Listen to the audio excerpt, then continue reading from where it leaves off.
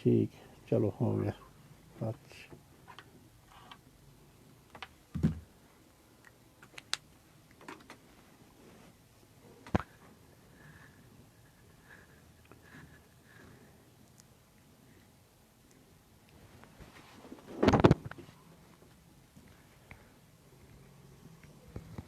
हाँ जी, सुनाई दे रहा है?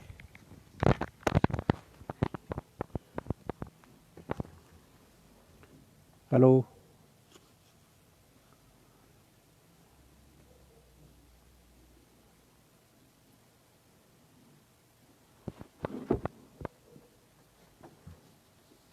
म्यूट तो नहीं है।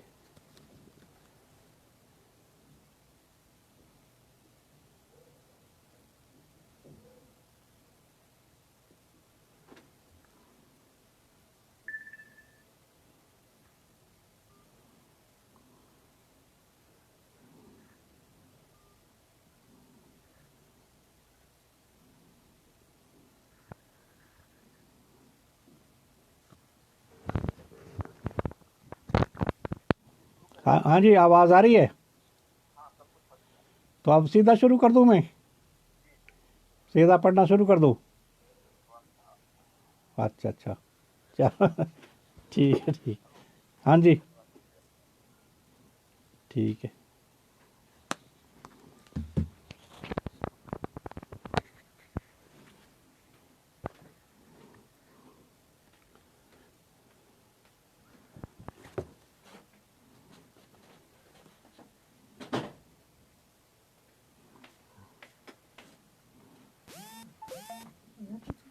ना ना, चलो मैं। हाँ जी, नमस्कार जी, आ रही है आवाज़? ठीक है।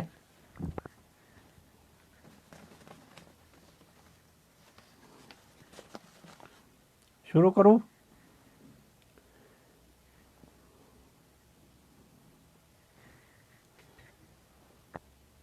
एक मिनट दे जरा।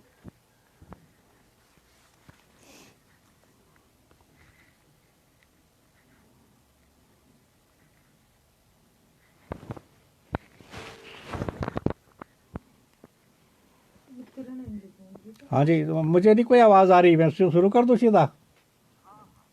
क्योंकि मुझे कुछ सुनाई नहीं दे रहा है। आपको सुनाई दे रहा है? ठीक है, तो मैं सीधा शुरू कर रहा हूँ फिर जी। ठीक है, ठीक है। हाँ हाँ, ठीक। और कमेंट्स तो आ रहे हैं। ठीक है, ठीक है, ठीक है। अच्छा, ठीक।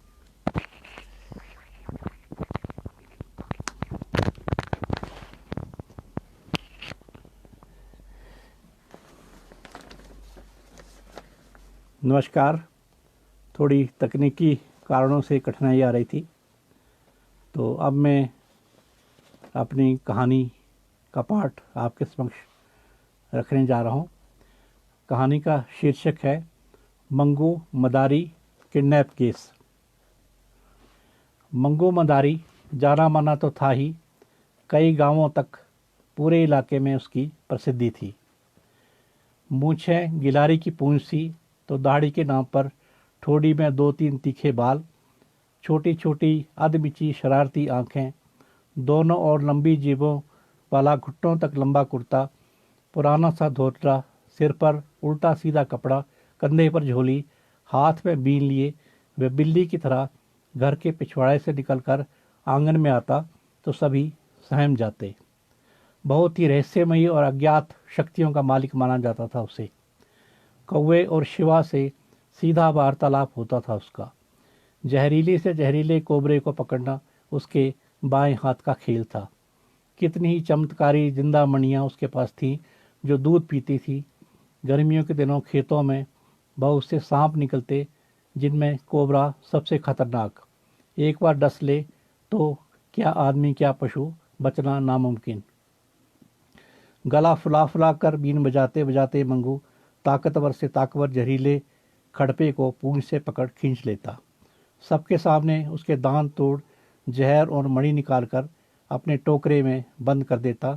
उसका कहना था कि कोबरे के काटने पर मणि उछलकर डंक वाली जगह से चिपक कर जहर चूस लेती है। असल में दूर दूर तक उसकी मशहूरी तब हुई जब उसे शामों शाम उठाकर किसी अज्ञात स्थान पर ले जाया गया। जब 13 दिन तक उसकी झोंपड़ी बंद रही तो सगे संबंधी परेशान हो गए। बेअंत बंगाली थाने में रपट लिखाने गया तो थानेदार हंसने लगा। उस कंगाल मंगते को कोई क्यों कर किडनैप करेगा? कहाँ मर गया होगा? जाओ, दौड़ जाओ, नहीं तो आपको अंदर कर देंगे। बंगाली वैसे भी 10 नंबरी थे। जहाँ भी चोरी चकारी ठगी ठगोरी होती, असली गुनाहगार तो पकड़ में नहीं आता, सबसे पहले उन्हें पकड़कर मरम्मत की जाती। उस सांझ मज़े से लंबी चिल्म में सुल्फा पी रहा था मंगू। झोंपड़ी के बाहर भी पर बैठ सांस खींचता हुआ लंबा कश लेकर धीरे धीरे धुएं की लाट निकालता। झोंपड़ी की छत को छूता हुआ कई आकृतियां बनाता हुआ अभी सर की रहा होता कि दूसरा कश ले लेता। अचानक उसके आंगन में एक सफ़ेद पोश फरिश्ते की तरह प्रकट हुआ। उसके साथ काले कपड़े पहने 2 तगड़े मर्द भी थे। मंगू को लगा कोई जन्नत का फरिश्ता अपने दूतों सहित गलती से उसके आंगन में आ उतरा है। चिल्म हाथ में थामे एकाएक खड़ा हो गया मंगू। भीतर चलकर बात करते हैं मंगत राम जी, जैसे आकाशवाणी हुई। मंगत राम जी सुनकर भाव विभोर हो गया मंगू। आज पहली बार मंगू बंगाली को इस नाम से किसी ने संबोधित किया। ये फरिश्ता कहाँ से उतरा होगा गरीब के आंगन में, सोच रहा था मंगू कि सफ़ेद पोश ने फिर आकाशवाणी की। चलिए मंगत राम जी, भीतर चलिए। मंगू बंगाली पर सुल्फे की लाट हावी हो गई थी। चिलम दीवार से टिका हुआ बैठा बैठा ही रेंगता हुआ दरवाजे के भीतर पसर गया। सफ़ेद पोश भीतर आ गया। पहलवान से 2 आदमी बाहर खड़े रहे। पूरा अजायब घर थी मंगू की कोठरी। कमरे में केवल एक खिड़की थी जो कभी खुलती न थी।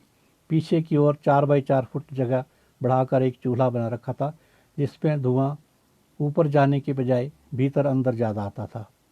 किसी को भी अपनी कोठरी में भीतर नहीं मानता था मंगू, अपने सगे संबंधियों को भी नहीं। काम हो तो सभी बाहर से आवाज़ लगाते तो वह तुरंत प्रकट हो जाता।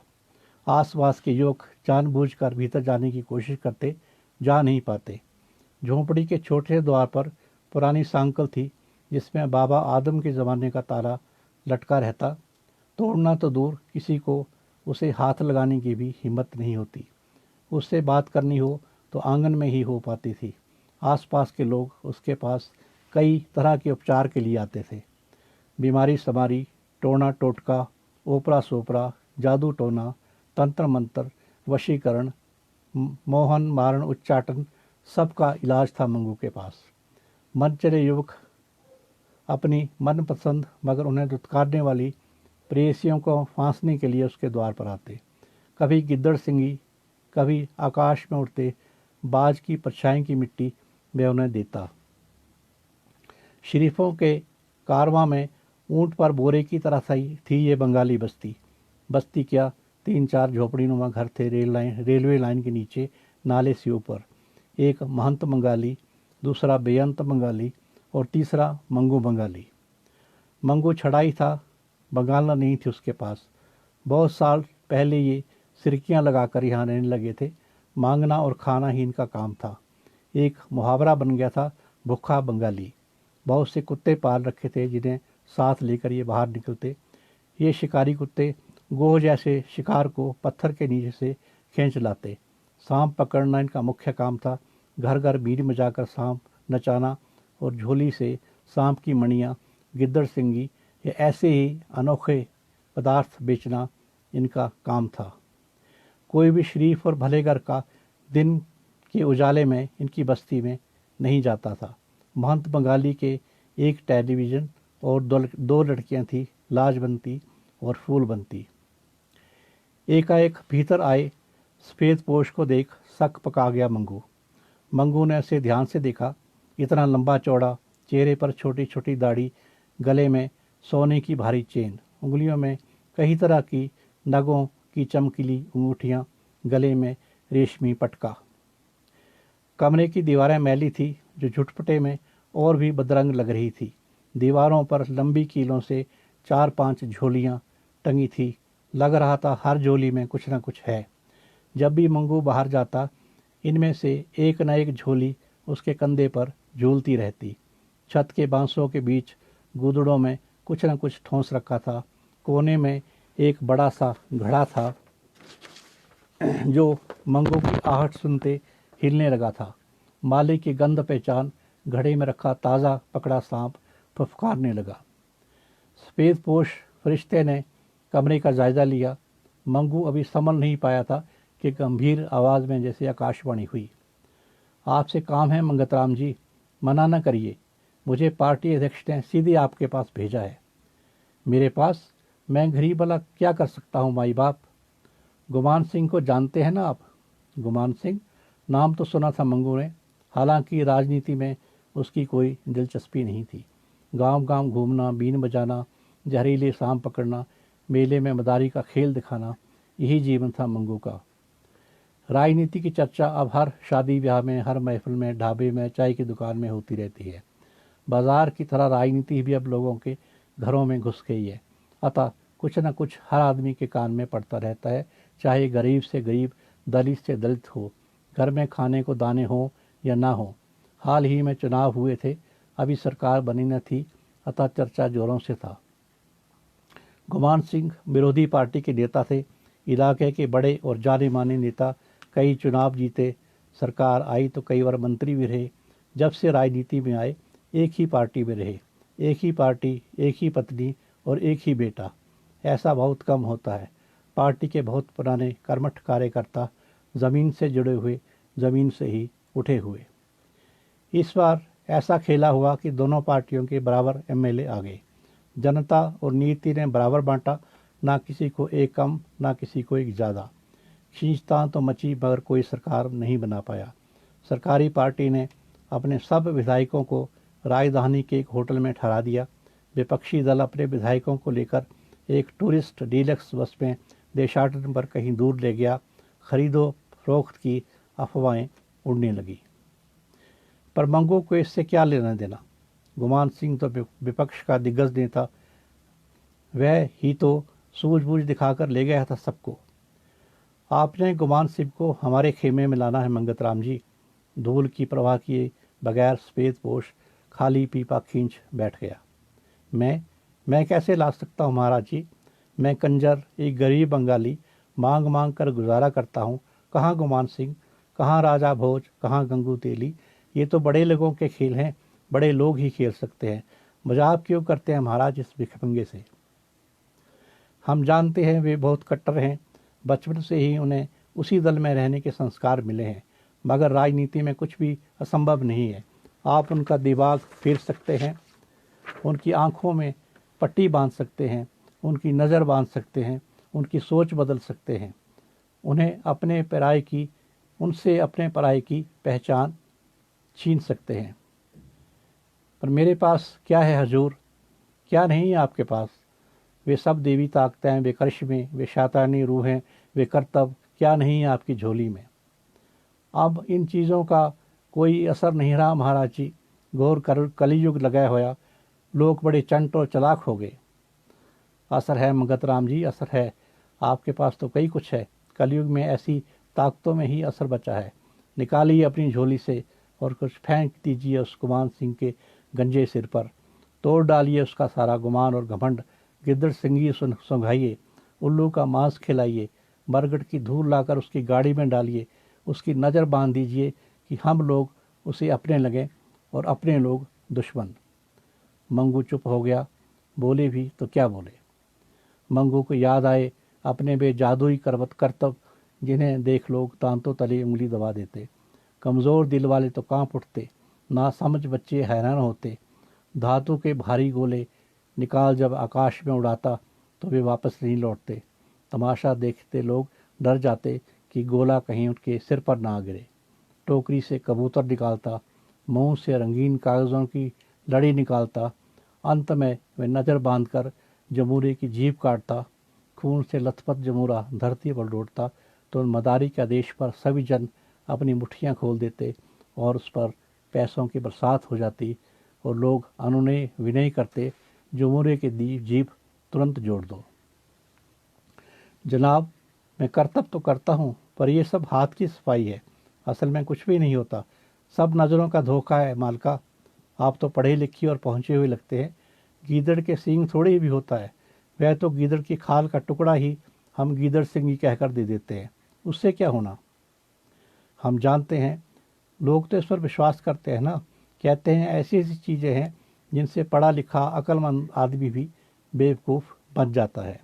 बड़ों बड़ों की अकल पर पर्दा पड़ जाता है, अकल घास चरने चली जाती है, दिमाग सुन्न होने लगता है। हम और भी उपाय कर रहे हैं, 101 ब्राह्मण हवन कर रहा है, एक तांत्रिक शमशान में बैठा शमशान सिद्धि कर रहा है, माता बगलामुखी में बहुत बड़ा यज्ञ चला है। पार्टी वाले कहते हैं हर हथकंडा अपनाओ, सभी की ड्यूटियाँ लगी हैं, अपने अपने तरीके से सब काम में लगे हैं। उसके घर वालों को से उनके रिश्ते नातों से हमारा संपर्क है, और तो और उनका इकलौता बेटा हमारे कब्जे में आ चुका है। पार्टी ने साम दाम दंड भेद सब विधियों को अपनाने के निर्देश दिए हैं। अभी नहीं तो कभी नहीं मंगत राम जी, बस चलिए अब। मैं यहीं बैठ कुछ कर दूंगा जनाब, वशीकरण मंत्र साध कर आपको दूंगा। लंबा ही डालना है तो आधी रात को बूट भेजूंगा, कलेजा कसकर रह जाएगा बंदे का। ना यहाँ नहीं, ये सब हमारी नज़रों के सामने होगा। लंबा नहीं डालना है उसे, लंबी उम्र हो उसकी। रोबदार आवाज़ में बोला सफ़ेदपोश। शमशान पूजा छोड़ो, बकरे मुर्गी की बलि दो, योगनी फुंगनी भेजो, गिद्दड़ संगी सुधाओ, मूठ भेजो, जो मर्जी आए वे करो। असमंजस में पड़ गया मंगू। ज़रूरी सामान ले लीजिए और अभी चलिए हमारे साथ, बिग बॉस आपको माला माल कर देंगे। पीपा परे धकेल जोश में उठ खड़ा हुआ सफ़ेदपोश। घड़े में सांप एक बार फिर फुफकारा।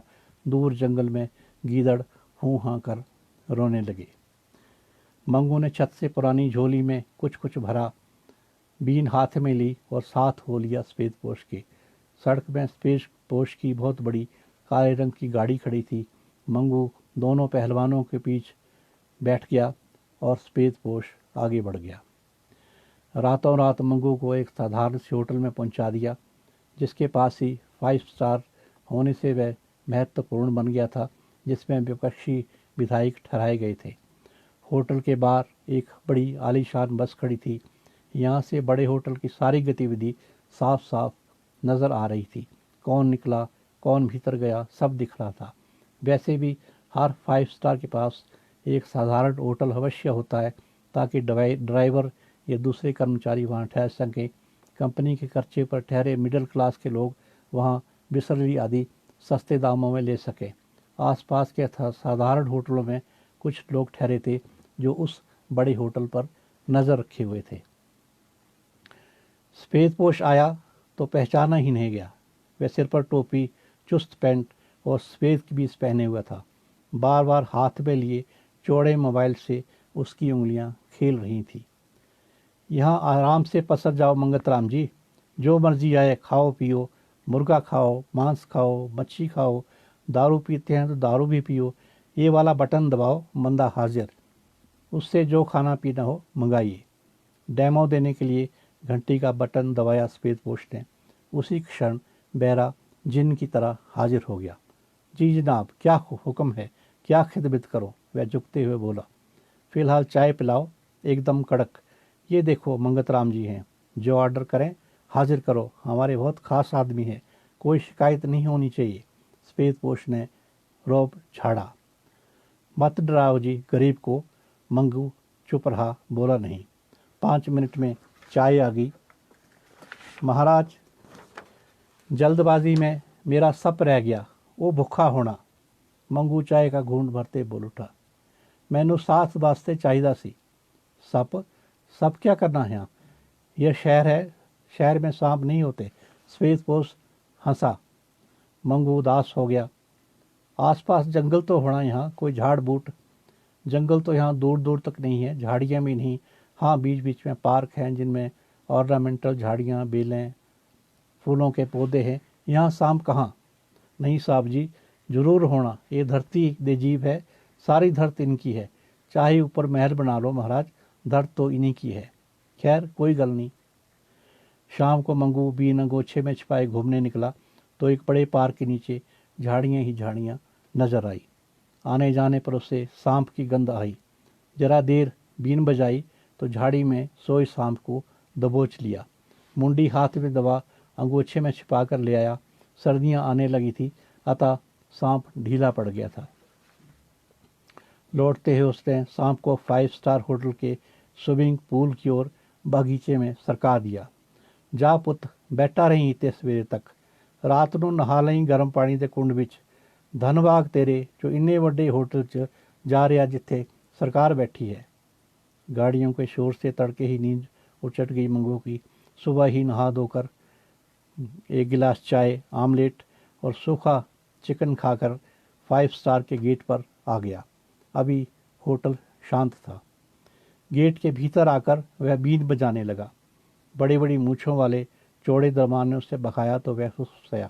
जनाब, सप है अंदर। सप? दरबान हंसा। वो भोलिया, 5 स्टार सप नहीं होंगे। सप कितने नहीं होंगे दसो। मैं कह रहा सप है अंदर तो सप है, मंगू ने आत्मविश्वास से कहा तो दरबान थोड़ा डरा। है हुजूर, मैं कह रहा तो है, असी सप्पा में रहेंदे। दरबान सहम गया। मंगू बीन बजाता कॉरिडोर के भीतर आ गया। बीन की आवाज़ सुन फ्रंट ऑफिस के रात्रि की ड्यूटी दे रहे थके कर्मचारी कॉरिडोर में आ गए। हलचल सुन शीशा लगे पारदर्शी चैम्बर से मैनेजर भी निकल आया। मंगू की बात से मैनेजर घबरा गया। क्या पता सच में ही सांप हो। कहीं होटल में सांप निकल आया तो बहुत इंसल्ट हो जाएगी। ऊपर से होटल में तो भावी सरकार ठहरी हुई है। अगर है तो है और निकाल सकते हो तो जल्दी से निकालो मेरे भाई, तमाशा ना बनाओ। मैनेजर की आंखों में पर्दा पड़ गया। गलियारे में बस 2 मिनट बीन बजाने के बाद तेजी से भीतर की ओर भागा मंगू। ढको ढको इसे। मैनेजर के रोंगटे खड़े हो गए जब मंगू सांप की मुंडी पकड़े वहां प्रकट हो गया। मंगू ने सांप को अंगोछे में छिपा लिया। जल्दबाजी में सांप ने मंगू की बाह में लपेटा मार लिया। मैनेजर ने झट से 500 के 2 नोट निकाल कर मंगू की ओर फेंके और हाथ जोड़ दिए। जिस फुर्ती से मंगू कॉरिडोर और भीतर की सीढ़ियों में घुसा था, उसी फुर्ती से गेट से बाहर हो गया। बड़े पार्क में जाकर उसने सांप को जा बच्चा जा कहते हुए छोड़ दिया जहाँ से पकड़ा था।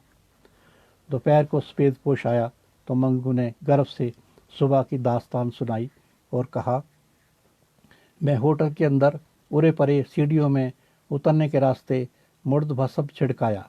देखो हुण सारे ना दिमाग ना फिरे तो मेरा नाम भी मंगू नहीं। आश्चर्यचकित रह गया सफेदपोश और मंगू के लिए मांस भात का ऑर्डर दे दिया।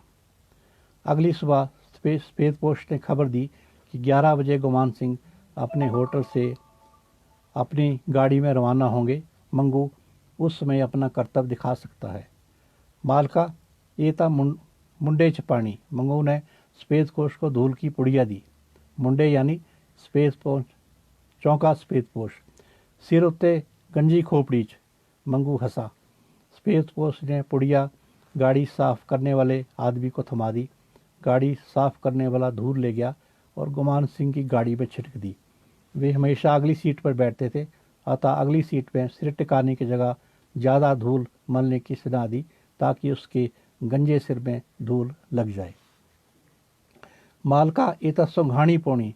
मंगू ने झोली से गिद्दड़ सिंगी निकाल कर दी।